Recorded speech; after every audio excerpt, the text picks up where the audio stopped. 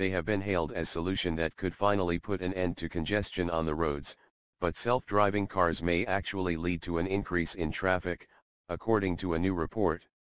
Developers of driverless vehicles have long promised the technology could allow traffic to flow more freely, drive closer together and so save energy.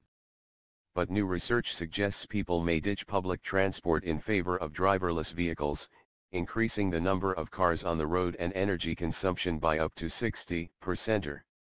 The experts made their estimates on the basis that new cars will be fully automated within 20 years.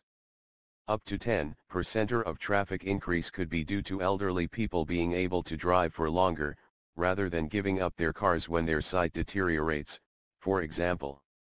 Freight could be also shifted from the railways to autonomous lorries. Speed limits could also be raised as the risk of accidents falls, using up more energy, the report in the journal Transportation Research predicts. Associate Professor Dr. Zia Wajid in the Faculty of Engineering at the University of Leeds, said, "There is no doubt that vehicle automation offers several efficiency benefits, but if you can work, relax, and even hold a meeting in your car, that changes how you use it. That, in turn, may change the transport equation and the energy and environmental impact of road transport." He explained that when people make a decision about which transport to use, they do not just consider the cost of a train ticket or petrol, but other factors too. Car owners might choose to travel by train to relatively distant business meetings because the train allows them to work and relax, he said. The need to drive is part of the cost of choosing the car, just as standing on a cold platform is part of the cost of the train. If you can relax in your car as it safely drives itself to a meeting in another city, that changes the whole equation.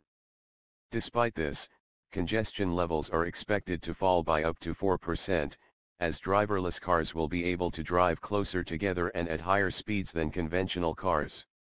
The study looked at how various technologies would impact the US by mid-century. It says that more efficient computer-directed driving styles could lead to a 20% reduction in Indiana energy use, while improved traffic flow and reduced jams may lead to a 4% reduction in energy use. Cars driving in convoys could create aerodynamic energy savings of between 4% and 25%, while lighter vehicles could save between 5 and 23%. There would also be fewer accidents and less emphasis on high-performance vehicles, reducing energy use of up to 23%.